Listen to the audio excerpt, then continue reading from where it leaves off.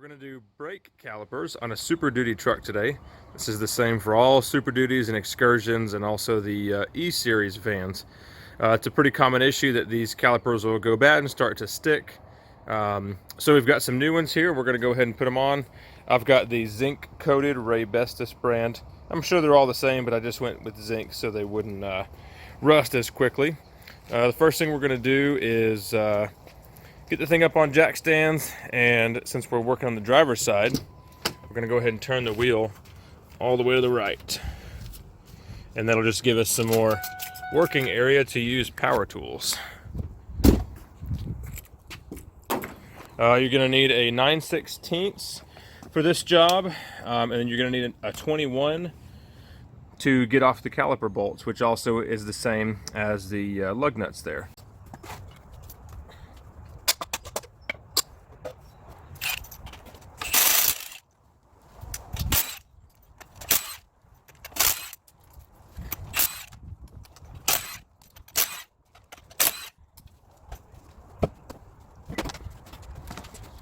It's a little windy today, so you'll probably get some wind noise, but right now we're looking at the back of the caliper with the wheel turned out this way. There's two bolts, one up here and then one down here at the bottom. These are going to be extremely tight, so you're most likely going to need a 1/2-inch wrench and a large breaker bar. I had these out recently, so they're not as bad. Then one thing that I like to do is you're probably going to need to take a screwdriver or something and stick it in one of these slots and bend it back to compress the pistons a little bit. I don't think we're going to have to do that in this case because I just put everything together. This one up here is going to be a 9/16. We're going to wait until the very last bit to swap that out, so we have the smallest amount of fluid leaking out as possible. So we've got our new caliper on standby. We'll go ahead and remove these bolts.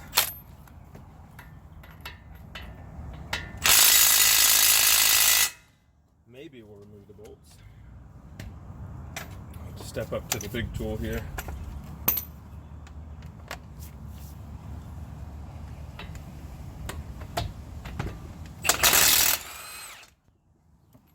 One.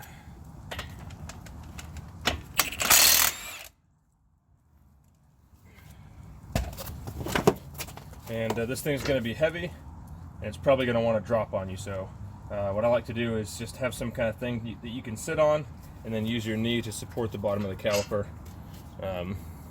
You don't want to overstretch your brake line or anything. Alright, so now we can take the caliper up here,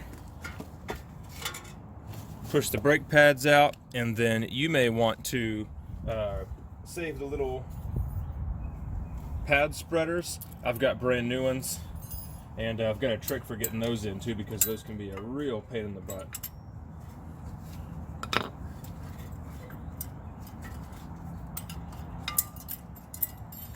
Alright.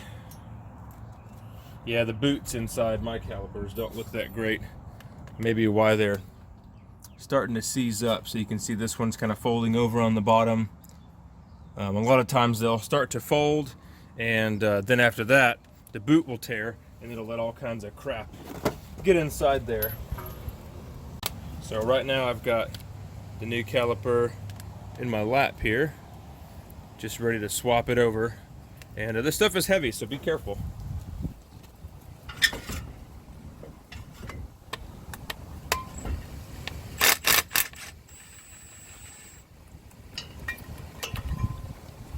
All right.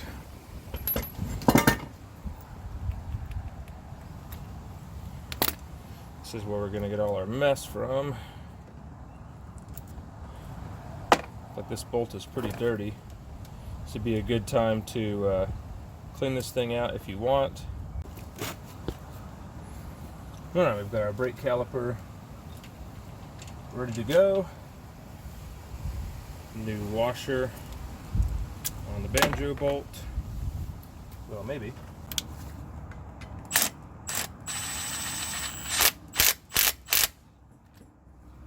Okay, this next part can be a real pain. So you can see we've got the new pad spreaders here. I could reuse the old ones, but why not go ahead and put some new ones in. And the new shiny ones are quite a bit springier than the old ones. And what happens is they try to fly apart every time you try to put the pads in the calipers. So what I like to do is go ahead and get your pads situated like this, and then get a set of needle nose vice grips and just clamp down on them like that. Needle nose is important because we're going to be setting the pads in the calipers, and regular channel locks won't be able to fit in there. So get your one little side of the spreader there and stick your second one in. It's a good idea to wear safety glasses during this part. These things are under a lot of tension and they do shoot out. Get our next one in. There we go. All right. So now we've got our pad assembly in. We can set it down in the caliper.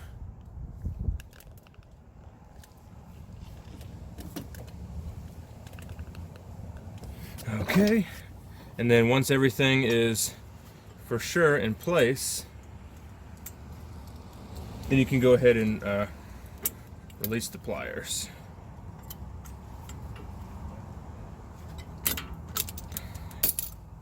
And try to let them slowly spread if you can. And then we're gonna get the brake pads in place in the little sliding retainers here by pushing up on the legs. There we go. Okay, now we've got our caliper loaded and ready to reinstall.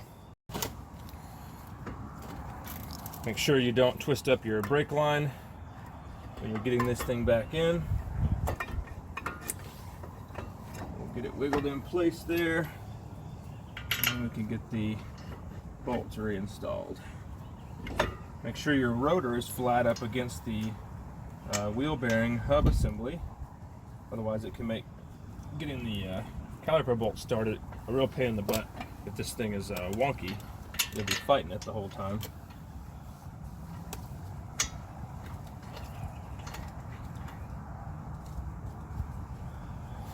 Alright, so we'll get these things tightened down, and then we can move on to bleeding the brakes.